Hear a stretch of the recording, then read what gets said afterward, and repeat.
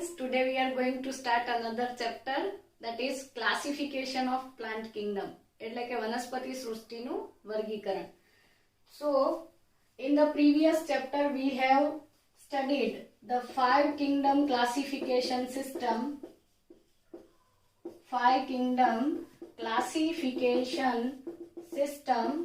that was given by the scientist Whittaker.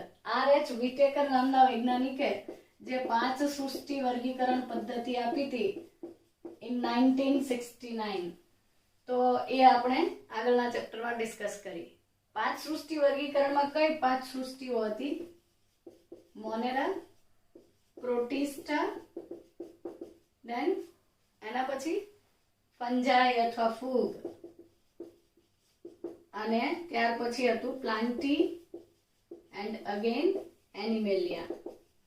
તો સામાન્ય રીતે મોનેરા, પ્રોટિસ્ટા, ફૂગ, મેટાફાઇટા અને મેટાઝુઆ. પ્લાન્ટી જે છે તેને મેટાફાઇટા કહેવાય છે અને એનિમેલિયા જે છે તેને મેટાઝુઆ પણ કહેવાય છે. તો મોનેરા, પ્રોટિસ્ટા, ફૂગ, વનસ્પતિ અને પ્રાણી સૃષ્ટિ જે છે એમ 5 સૃષ્ટિનું વર્ગીકરણ વિટેકરે આપ્યું છે. અને એ પૈકી પ્લાન્ટી, કે જેને યુઝ્યુઅલી આપણે પ્લાન્ટ કિંગડમ તરીકે ઓળખીએ છીએ, તેનો આપણે આ ચેપ્ટરમાં ડિટેલમાં અભ્યાસ કરવાના છીએ. હવે આ પ્લાન્ટ કિંગડમનું ક્લાસિફિકેશન છે, it has been changing over the time. મતલબ જેમ જેમ સમય પસાર થતો ગયો વનસ્પતિ સૃષ્ટિનું વર્ગીકરણ જે છે એ બદલાતું ગયું. શરૂઆતમાં લિનસ નામના વૈજ્ઞાનિકે, કેરોલસ લિનસ અથવા કેરોલસ લિનિયસ જે છે, એમણે દ્વિસૃષ્ટિ વર્ગીકરણ પદ્ધતિ આપી હતી અને તેની અંદર એમણે લીલ જે છે અથવા તો કેટલાક જે મોનેરા અથવા પ્રોટિસ્ટાના જે કોષ દિવાલ ધરાવતા ઘટકો છે એમને પણ તેઓએ પ્લાન્ટીમાં સમાવેશિત કર્યા હતા. એટલે કે મોનેરા, પ્રોટિસ્ટા અને ફંજાઈ કિંગડમના જે મેમ્બર્સ હતા, members of Monera, Protista and Fungi consisting cell walls, કોષ દિવાલ ધરાવતા મોનેરા, પ્રોટિસ્ટા અને ફૂગ સૃષ્ટિના સભ્યો જે છે that were placed in પ્લાન્ટી, મતલબ કે વનસ્પતિ સૃષ્ટિમાં શરૂઆતમાં એમને મૂકવામાં આવ્યા હતા. અને એક જ લક્ષણ કન્સિડર કરવામાં આવ્યું હતું, પ્રેઝન્સ ઓફ સેલ વોલ. કોષ દિવાલ ધરાવતા હોય બધા જ સજીવોને શેમાં મૂકી દીધા હતા? વનસ્પતિ સૃષ્ટિમાં. પરંતુ જેમ જેમ વર્ગીકરણ પદ્ધતિઓ બદલાતી ગઈ તેમ તેમ આ વર્ગીકરણમાં ચેન્જીસ થતા ગયા. હાલમાં આપણે મોનેરા, પ્રોટિસ્ટા અને ફૂગ સૃષ્ટિની અંદર અલગ અલગ પ્રકારની કોષ દિવાલ ધરાવતા ઘટકોને ગણીએ છીએ, જ્યારે વનસ્પતિ સૃષ્ટિની અંદર આ ઘટકોનો સમાવેશ આપણે, એટલે કે ફૂગ, મોનેરા અને પ્રોટિસ્ટા એ અલગ છે, તેને આપણે વનસ્પતિ સૃષ્ટિમાં કન્સિડર કરતા નથી. ઓકે, તો વનસ્પતિ સૃષ્ટિ જે છે તેની અંદર લીલનો સમાવેશ થાય છે, પરંતુ એ પણ ક્લિયર કરીએ કે સાયનોબેક્ટેરિયા જે છે, સાયનોબેક્ટેરિયા કે જેને આપણે બ્લુ ગ્રીન આલ્ગી તરીકે ઓળખીએ છીએ, નીલહરિત લીલ અથવા સાયનોબેક્ટેરિયા જે પ્રકાશ સંશ્લેષી બેક્ટેરિયા છે, દે આર ફોટો ઓટોટ્રોપ્સ, એટલે કે પ્રકાશ સંશ્લેષણની પ્રક્રિયાથી તેઓ જાતે સ્વયંપોષી છે, પોતાનો ખોરાક જાતે બનાવે છે. તો આ જ સાયનોબેક્ટેરિયા અથવા નીલહરિત લીલ છે તેને પણ લીલની અંદર વર્ગીકૃત કરવામાં આવી નથી. તો પ્લાન્ટ કિંગડમ જે છે, વનસ્પતિ સૃષ્ટિ જે છે, તેની અંદર આપણે ફક્ત એવા સુકોષ કેન્દ્રીય બહુકોષીય સજીવો કે જેની અંદર સેલ વોલ, એટલે કે કોષ દિવાલ જે છે સેલ્યુલોઝની બનેલી હોય એવા ઘટકોને જ સુકોષ કેન્દ્રીય પ્રકાશ સંશ્લેષી સેલ્યુલોઝિક સેલ વોલ ધરાવતા અને બહુકોષીય સજીવોનો સમાવેશ જે છે એ પ્લાન્ટ કિંગડમમાં કરવામાં આવે છે. છતાં બી કોઈક એક્સેપ્શન આવશે જે આપણે ફર્ધર ડિટેલમાં જોઈશું. તો પ્લાન્ટ કિંગડમ જે છે, હાલમાં આપણે પ્લાન્ટ કિંગડમ સ્ટડી કરીશું તો તેની અંદર કયા કયા સભ્યો વિશે આપણે વાત કરવાના છીએ એ તમને કહી દઉં. તો સૌથી પહેલા આપણે ભણીશું આલ્ગી, એટલે કે લીલ, જે પ્રકાશ સંશ્લેષી સ્વયંપોષી સજીવો છે અને મોસ્ટલી એક્વેટિક, એટલે કે જલીય વસવાટમાં હોય છે. ત્યાર પછી બ્રાયોફાઇટ્સ, બ્રાયોફાઇટ્સ એટલે કે દ્વિઅંગી વનસ્પતિઓ. ધેન આફ્ટર ટેરિડોફાઇટ્સ, ટેરિડોફાઇટા અથવા ટેરિડોફાઇટ્સ જે છે ત્રિઅંગી વનસ્પતિઓનું જૂથ છે. ધેન આફ્ટર જિમ્નોસ્પર્મ્સ, જિમ્નોસ્પર્મ્સ એટલે કે અનાવૃત બીજધારીઓ, અનાવૃત, અને એન્જિયોસ્પર્મ્સ એટલે કોણ બાકી રહ્યું? આવૃત બીજધારીઓ. તો લીલ દ્વિઅંગી અથવા દ્વિઅંગી, ત્રિઅંગી અને અનાવૃત તેમજ આવૃત બીજધારી વનસ્પતિઓ જે છે તેનો સમાવેશ આપણે પ્લાન્ટ કિંગડમ એટલે કે વનસ્પતિ સૃષ્ટિની અંદર કરીએ છીએ. અને આ ચેપ્ટરમાં આટલા જ જૂથ વિશે આપણે ચર્ચા કરીશું. આપણે કોઈ મોનેરા પ્રોટિસ્ટા ફૂગ કે સાયનોબેક્ટેરિયાની વાત નથી કરવાના, એ ઓલરેડી આપણે આગળના ચેપ્ટરમાં જોઈ લીધું છે એના વિશેનું મહત્વ.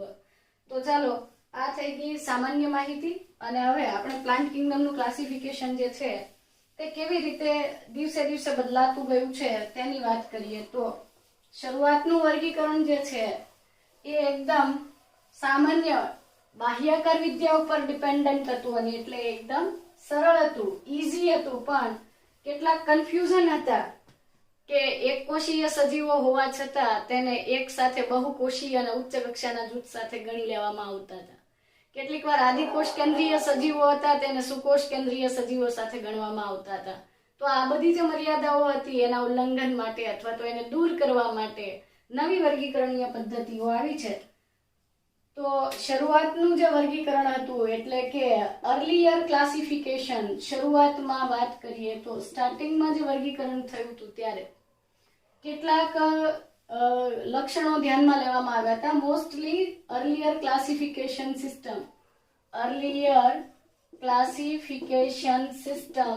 was based on gross superficial morphological characters. એટલે શું? ગ્રોસ સુપરફિશિયલ એટલે શું? ભાગ્યે જ અથવા તો ઉપર છલ્લા અભિવ્યક્ત થતા લક્ષણો, મતલબ કે કોઈકની અંદર એ લક્ષણ હોય અથવા ન પણ હોય એવા લક્ષણો. તો જે ગ્રોસ મોર્ફોલોજીકલ અથવા સુપરફિશિયલ મોર્ફોલોજીકલ કેરેક્ટર્સ જે હતા, લક્ષણો જે હતા તેને ધ્યાનમાં લીધા હતા. દાખલા તરીકે કયા કયા ગ્રોસ સુપરફિશિયલ મોર્ફોલોજીકલ કેરેક્ટર્સ લઈ શકાય? હેબિટ એટલે કે સજીવ જે છે તેની આદત અથવા તેની વર્તણૂક કે જે તે એન્વાયરમેન્ટમાં એનો રોલ શું છે. ધેન આફ્ટર કલર, વનસ્પતિનો રંગ અથવા પુષ્પનો રંગ કેવો છે. શેપ એટલે કે તેનો આકાર કેવો છે. અને નંબર ઓફ લીવ્સ એટલે કે જે તે વનસ્પતિની અંદર પર્ણોની સંખ્યા કેટલી છે. તો આવા બહુ બેસિક જે અથવા તો બહુ સામાન્ય પ્રશ્નો છે, સામાન્ય લક્ષણોને ધ્યાનમાં લીધા હતા. અને એ પણ કેવા? બહારથી જોઈ શકાય તેવા ગ્રોસ સુપરફિશિયલ મોર્ફોલોજીકલ કેરેક્ટર્સ કે જેની અંદર જે તે સજીવ અથવા જે તે વનસ્પતિની આદત, તેનો રંગ, આકાર અને પર્ણની સંખ્યા જે છે વગેરે જેવા સામાન્ય બાહ્યાકાર વિદ્યાના લક્ષણોને ધ્યાને રાખી અને વર્ગીકરણ થયું હતું. તો જે શરૂઆતનું વર્ગીકરણ હતું એ એકદમ પ્રાથમિક કક્ષાનું હતું અને વાઇડલી એક્સેપ્ટેડ નહોતું, જેને આપણે સામાન્ય રીતે આર્ટિફિશિયલ ક્લાસિફિકેશન કહીએ છીએ. અને આર્ટિફિશિયલ ક્લાસિફિકેશન સિસ્ટમ જે છે, આર્ટિફિશિયલ ક્લાસિફિકેશન સિસ્ટમ એ અલગ અલગ સાયન્ટિસ્ટે આપી હતી, જેમ કે એરિસ્ટોટલ, લિનસ.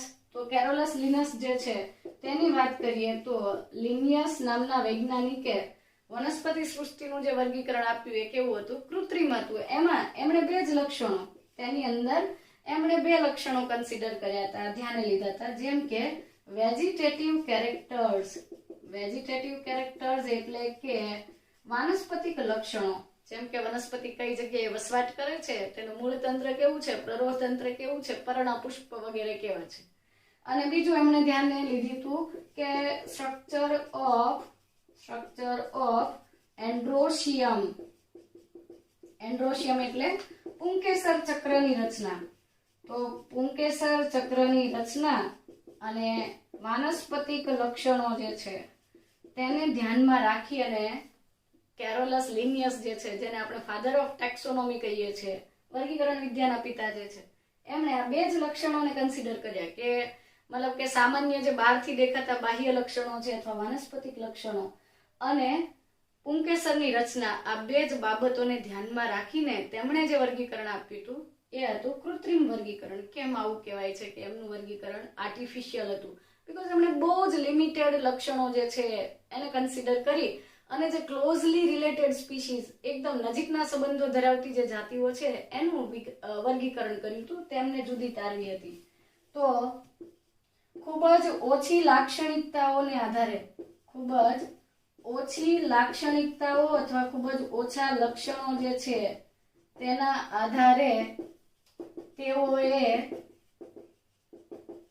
ખૂબ જ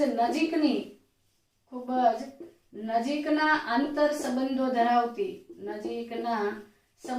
ધરાવતી અથવા ખૂબ જ નજીકની સંબંધિત જાતિઓ જે છે, ક્લોઝલી રિલેટેડ સ્પીસીઝ જે છે, સંબંધિત જાતિઓ, નજીકની સંબંધિત જાતિઓ જે છે તેને અલગ પાડી હતી, એકબીજાથી જુદી તારવી હતી.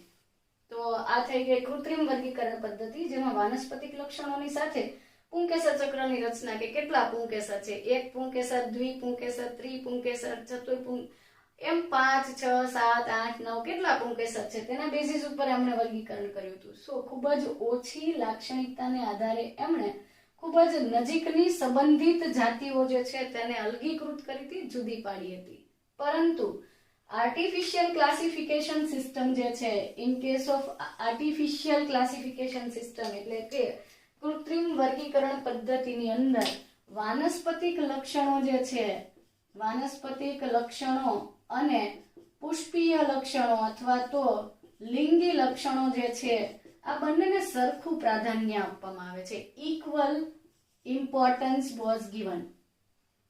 કૃત્રિમ વર્ગીકરણ પદ્ધતિની આ મર્યાદા છે કે તેની અંદર જે પણ વૈજ્ઞાનિકે, આપણે કેરોલસનું ઉદાહરણ લીધું છે, પણ આના સિવાય જેમણે પણ વર્ગીકરણ કર્યું હતું એમણે વાનસ્પતિક લક્ષણો અને પુષ્પીય લક્ષણો જે છે એટલે કે લિંગી લક્ષણો બંનેને સરખું મહત્વ આપ્યું હતું, જે યોગ્ય નથી. બીકોઝ આપણે હાલમાં જાણીએ છીએ કે વાનસ્પતિક લક્ષણો, જે વેજીટેટિવ કેરેક્ટર્સ જે છે એ એન્વાયરમેન્ટલ કન્ડિશન્સથી ઝડપથી બદલાઈ જાય છે. મતલબ કે આ વાનસ્પતિક લક્ષણો પર પર્યાવરણીય પરિસ્થિતિઓ જે છે તેની વધારે અસર થતી હોવાથી વાનસ્પતિક લક્ષણો જે છે એ સ્ટેબલ નથી, મતલબ કે એ એટલા બધા સ્થિર નથી. જ્યારે પુષ્પીય લક્ષણો અથવા તો જે લિંગી લક્ષણો છે, મતલબ કે પ્રજનનિક લક્ષણો જે છે એ સ્ટેટિક અથવા સ્ટેબલ છે. વધારે સ્ટેબલ હોવાથી તેઓને વધારે મહત્વ આપવું જરૂરી હતું. આથી કૃત્રિમ વર્ગીકરણ પદ્ધતિ જે છે નિષ્ફળ નીવડી. આમ છતાં કૃત્રિમ વર્ગીકરણ પરથી કુદરતી વર્ગીકરણ પદ્ધતિઓ અથવા સ્વીકૃત વર્ગીકરણ પદ્ધતિઓ સુધારી હતી, એટલા માટે તેઓનું મહત્વ પણ ઓછું આંકી શકાતું નથી.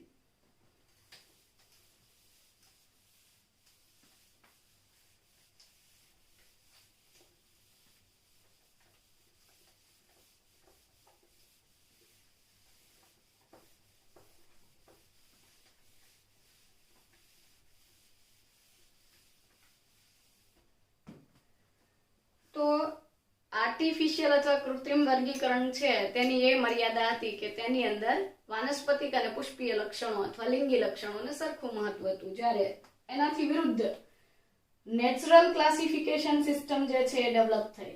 નેચરલ ક્લાસિફિકેશન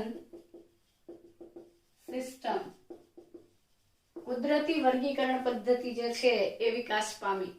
અને આ કુદરતી વર્ગીકરણ પદ્ધતિ જે છે, કુદરતી વર્ગીકરણ પદ્ધતિ જે છે તેની અંદર મોર્ફોલોજીકલ કેરેક્ટર્સ તો હતા, પણ it was based on, શેના પર આધારિત હતી? It was based on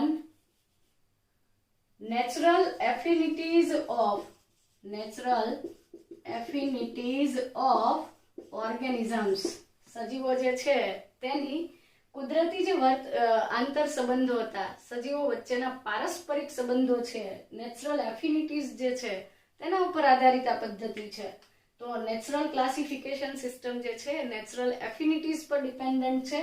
અને તેની અંદર નોટ ઓનલી મોર્ફોલોજીકલ કેરેક્ટર્સ અથવા વેજીટેટિવ કેરેક્ટર્સ, ફક્ત મોર્ફોલોજીકલ કેરેક્ટર્સ નહીં, તેની સાથે સાથે કેટલાક ઇન્ટરનલ ફીચર્સ પણ, but also the internal features are considered. મતલબ કે કુદરતી વર્ગીકરણ પદ્ધતિની અંદર મોર્ફોલોજીકલ કેરેક્ટર્સ એટલે કે બાહ્યકર રચના અને અંતસ્થ રચના અથવા આંતરિક લક્ષણો જે છે એ બંનેનો સમાવેશ થાય છે. ઇન્ટરનલ ફીચર્સ કયા કયા લઈ શકાય? જેમ કે ઇન્ટરનલ ફીચર્સમાં આપણે લઈ શકીએ અલ્ટ્રાસ્ટ્રક્ચર. અલ્ટ્રાસ્ટ્રક્ચરનો મિનિંગ શું થાય? અલ્ટ્રાસ્ટ્રક્ચર એટલે કે આંતરિક રચના અથવા સૂક્ષ્મ રચના, કોષીય સ્તરે એ કેવા છે, તો એ અલ્ટ્રાસ્ટ્રક્ચર. ત્યાર પછી અનાટોમી અથવા એનાટોમી જે છે તેનો અર્થ છે અંતસ્થ રચના. આંતરિક રચના, કેવા પ્રકારની પેશીઓ છે અને તેનું કાર્ય શું છે, કેવા પ્રકારના કોષોથી બનેલી છે વગેરે. સો અનાટોમી અથવા અંતસ્થ રચના, અલ્ટ્રાસ્ટ્રક્ચર એટલે સૂક્ષ્મ રચના, ત્યાર પછી એમ્બ્રિયોલોજી. એમ્બ્રિયોલોજી એટલે કે ગર્ભવિદ્યા. એમ્બ્રિયોલોજી કઈ વનસ્પતિમાં કેવી રીતે ગર્ભ વિકાસ થાય છે વગેરે બાબતો. અને ચોથી વસ્તુ છે ફાઇટોકેમિસ્ટ્રી. ફાઇટોકેમિસ્ટ્રી એટલે વનસ્પતિ રસાયણ વિદ્યા. વનસ્પતિની અંદર કેવા પ્રકારના કેમિકલ કમ્પોઝિશન્સ છે, કયા કયા કેમિકલ હાજર છે અને તેના બેઝિસ પર એ કેવી વર્તણૂક દર્શાવે તેના અંગેની માહિતી આપતી આ પદ્ધતિ એટલે નેચરલ સિસ્ટમ ઓફ ક્લાસિફિકેશન. તો કુદરતી વર્ગીકરણ પદ્ધતિ જે છે ઇટ વોઝ બેઝડ ઓન, શેના પર આધારિત છે એવું પૂછે તો સજીવોના કુદરતી આંતર સંબંધો પર આધારિત છે. કુદરતી આંતર સંબંધો, નેચરલ એફિનિટીઝ પર ડિપેન્ડન્ટ છે. તેની અંદર મોર્ફોલોજી કન્સિડર નથી થતી એવું નથી. બાહ્યકાર રચના તો ગણવાની જ છે, તેની સાથે સાથે આંતરિક લક્ષણોની અંદર સૂક્ષ્મ રચના, અંતસ્થ રચના, ગર્ભવિદ્યા અને વનસ્પતિ રસાયણ વિદ્યા, વનસ્પતિની રસાયણ વિદ્યા જે છે તેને પણ કન્સિડર કરીશું. તો આ જે કુદરતી વર્ગીકરણ પદ્ધતિ છે in case of flowering plants. Flowering plants એટલે ઉચ્ચ કક્ષાની જે સપુષ્પી વનસ્પતિઓ છે, પુષ્પધારી વનસ્પતિઓ જે છે, આ વનસ્પતિઓ જે છે તેઓનું કુદરતી વર્ગીકરણ જે છે, નેચરલ ક્લાસિફિકેશન જે છે, that was given by two scientists. આપણે આગળના ચેપ્ટરમાં પણ ભણ્યા હતા. George Bentham and George Bentham ની સાથે બીજા એક ક્યુરેટર હતા Joseph Dalton Hooker. Joseph Dalton Hooker. આ બંને વૈજ્ઞાનિકો બ્રિટિશ રોયલ બોટનિકલ ગાર્ડનના ક્યુરેટર્સ હતા અને એમણે પણ વનસ્પતિના વર્ગીકરણ ક્ષેત્રે ખૂબ જ સારું એવું વર્ગીકરણ, કુદરતી વર્ગીકરણ જે છે એ સપુષ્પી વનસ્પતિનું વર્ગીકરણ આપ્યું છે ને સૌથી મોટું વર્ગીકરણ છે અને એ સ્વીકૃત હતું કારણ કે એમણે ઘણા બધા મોર્ફોલોજીકલ કેરેક્ટર્સની સાથે આંતરિક લક્ષણો પણ એટલે કે એનાટોમી, એમ્બ્રિયોલોજી, ફાઇટોકેમિસ્ટ્રી, અલ્ટ્રાસ્ટ્રક્ચર બધાને કન્સિડર કરીને વર્ગીકરણ કર્યું હતું અને આજે પણ એમના જે લખેલા પુસ્તકો છે એ વર્ગીકરણ ક્ષેત્રે ખૂબ જ માર્ગદર્શક છે, ઉપયોગી છે. ત્યાર પછી નેચરલ ક્લાસિફિકેશનને ફોલો કરીને નવી નવી પદ્ધતિઓ વિકસતી ગઈ, જેની અંદર આગળની પદ્ધતિ છે ફાઇલોજેનેટિક ક્લાસિફિકેશન સિસ્ટમ, જાતિ વિકાસકીય વર્ગીકરણ પદ્ધતિ. તો ત્યાર પછી નવી ટેકનિક આવી જે છે ફાઇલોજેનેટિક સિસ્ટમ ઓફ ક્લાસિફિકેશન. ક્લાસિફિકેશન અથવા વર્ગીકરણ જે છે તેની ફાઇલોજેનેટિક સિસ્ટમ અથવા જાતિ વિકાસકીય વર્ગીકરણ પદ્ધતિ.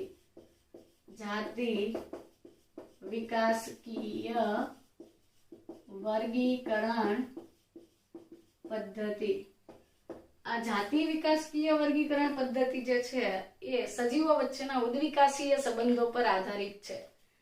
તો ઇટ ઇઝ બેઝડ ઓન, શાના પર નિર્ભર છે? બેઝડ ઓન evolutionary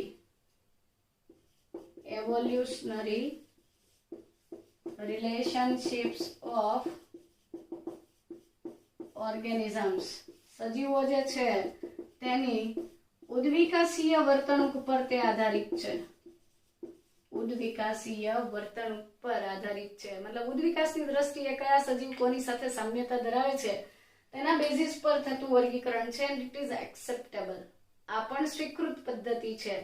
તો ફાઇલોજેનેટિક સિસ્ટમ ઓફ ક્લાસિફિકેશન છે this assumes, આ પદ્ધતિ એવું ધારે છે કે this assumes that the organisms belonging to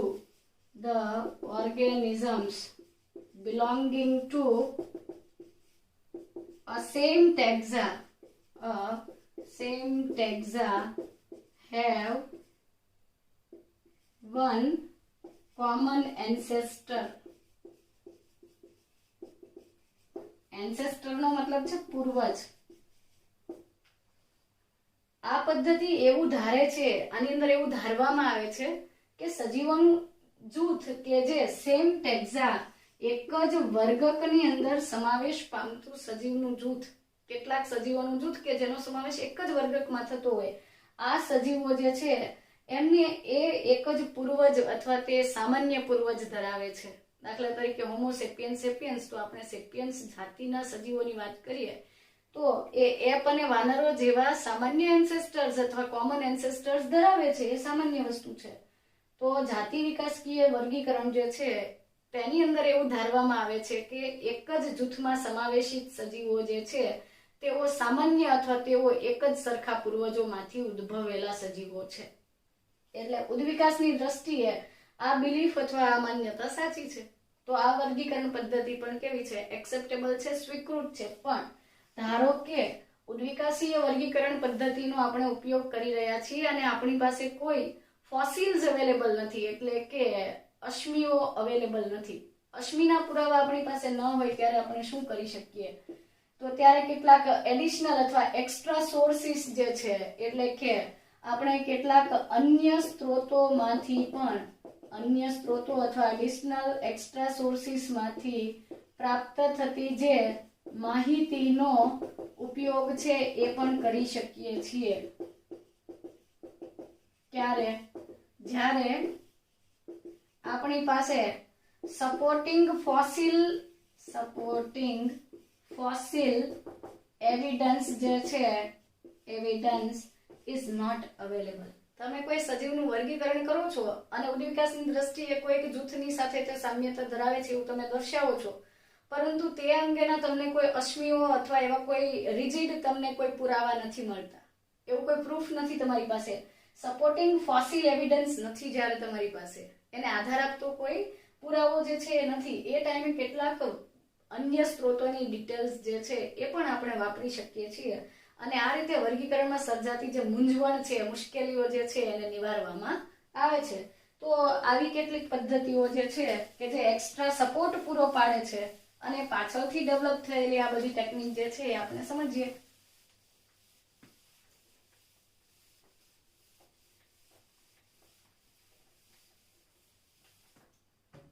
તો વધારાની જે વર્ગીકરણ અથવા તો એક્સ્ટ્રા સોર્સિસ અથવા અન્ય સ્ત્રોતોની માહિતીનો ઉપયોગ કરતી જે પદ્ધતિઓ છે તેની અંદર ન્યુમેરિકલ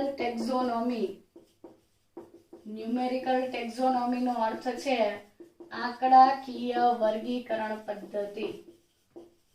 ન્યુમેરિકલ ટેક્ઝોનોમી અથવા તો આંકડાકીય વર્ગીકરણ પદ્ધતિ જે છે તેની અંદર જેવું નામ છે એવી જ રીતે એની અંદર નંબર્સ કન્સિડર કરવામાં આવે છે. આ કમ્પ્યુટરમાં થતી એક પ્રોસેસ છે, આમ છતાં એવું લખીએ કે કમ્પ્યુટર પર આધારિત નથી. It is based on all observable characters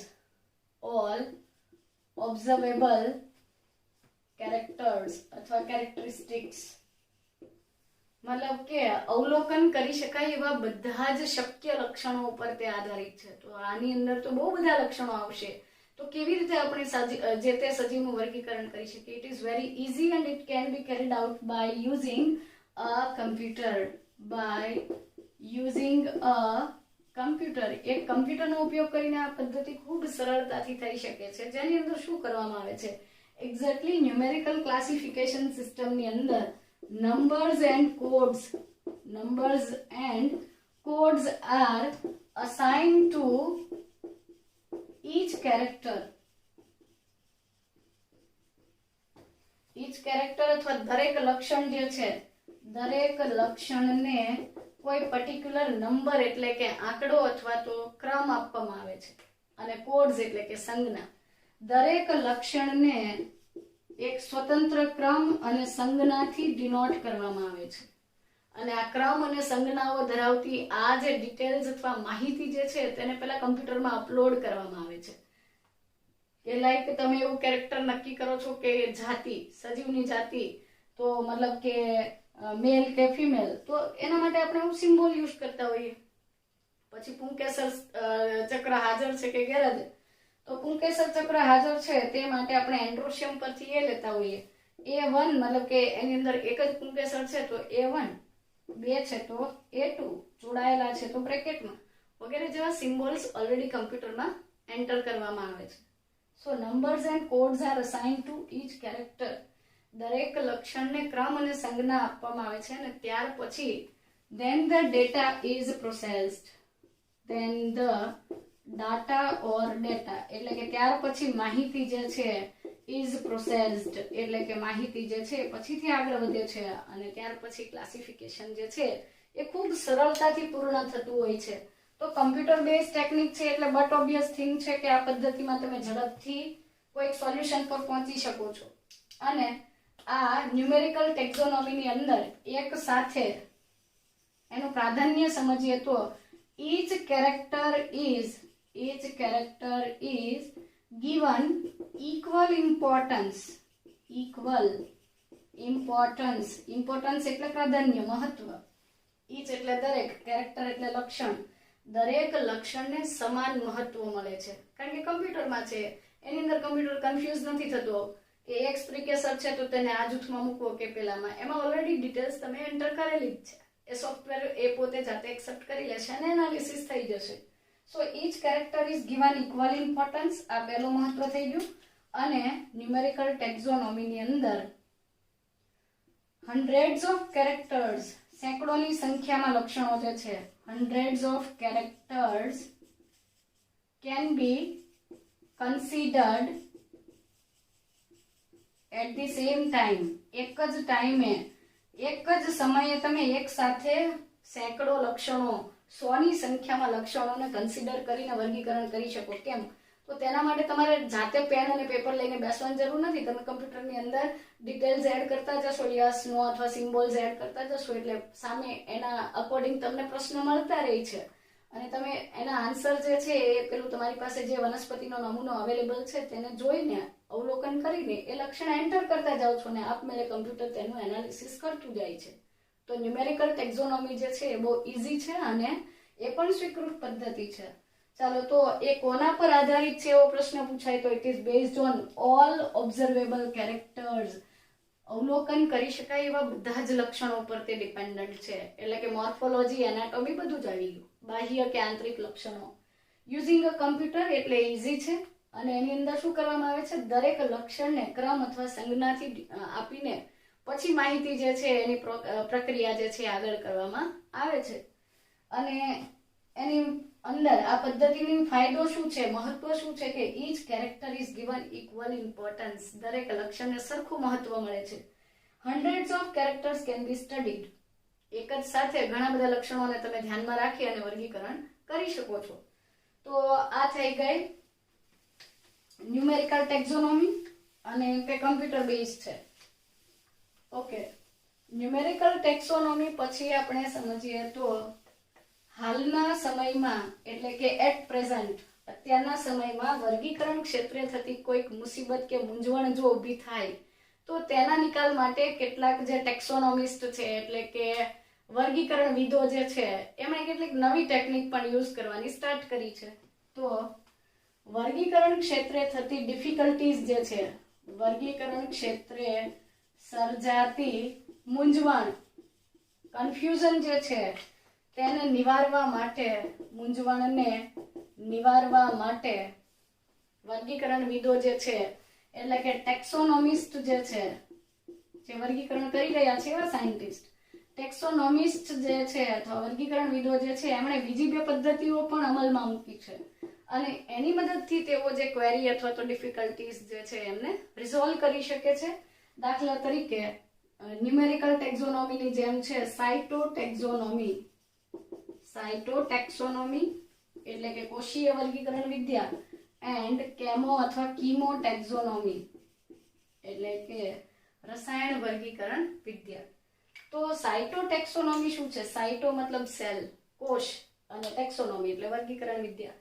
તો કોષીય વર્ગીકરણ વિદ્યા જે છે, કોષીય વર્ગીકરણ વિદ્યા, તેની અંદર કોષની સાથે સંકળાયેલી કેટલીક બાબતો, કોષીય બાબતો જેમ કે રંગસૂત્રની સંખ્યા, નંબર ઓફ ક્રોમોઝોમ્સ, રંગસૂત્રની રચના એટલે કે સ્ટ્રક્ચર ઓફ ક્રોમોઝોમ અને રંગસૂત્રની વર્તણૂક, બિહેવિયર ઓફ ક્રોમોઝોમ જે છે, રંગસૂત્રની સંખ્યા, રચના અને વર્તણૂક જેવી બાબતો જે છે આ બધી માહિતી જે છે તેને કહેવાય કોષ વિદ્યાકીય માહિતી.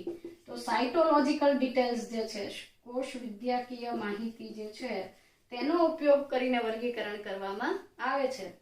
તો આ પદ્ધતિને કોષીય વર્ગીકરણ અથવા કોષ વિદ્યાકીય વર્ગીકરણ પદ્ધતિ કહેવાય છે. કોષ વિદ્યાકીય વર્ગીકરણ પદ્ધતિ છે તેની અંદર રંગસૂત્રને ધ્યાનમાં લેવામાં આવે છે. રંગસૂત્રની સંખ્યા, રચના અને વર્તણૂકને ધ્યાને લઈ અને જો સજીવનું વર્ગીકરણ થાય તો તે છે કોષ વિદ્યાકીય વર્ગીકરણ પદ્ધતિ. નાઉ કેમોટેક્ઝોનોમી જે છે તેની અંદર ફાઇટોકેમિકલ્સ, ઇટ ઇઝ બેઝડ ઓન ફાઇટોકેમિકલ્સ, એટલે કે વનસ્પતિના શરીરમાં અથવા વનસ્પતિમાં રહેલા કેમિકલ્સ અથવા વનસ્પતિના શરીરમાં રહેલા રસાયણો જે છે તેને ધ્યાનમાં રાખીને વર્ગીકરણ કરવામાં આવે છે. કયા પ્રકારના કાર્બનિક સંયોજનો ધરાવે છે, કેવા પ્રકારનો સંગ્રહિત ખોરાક ધરાવે છે, કેવા ઉત્સર્ગ પદાર્થો છે, કેવી અગત્યતા ધરાવે વગેરે બાબતો, મતલબ કે વનસ્પતિ રસાયણ વિજ્ઞાનને ધ્યાનમાં રાખીને જે વર્ગીકરણ થાય તે છે કેમોટેક્ઝોનોમી. તો આ થઈ ગયો વનસ્પતિના વર્ગીકરણનો ઇતિહાસ. અને આગળના પાર્ટ્સમાં આપણે ડિસ્કશન કરવાના છીએ આલ્ગી એટલે કે લીલ વિશે.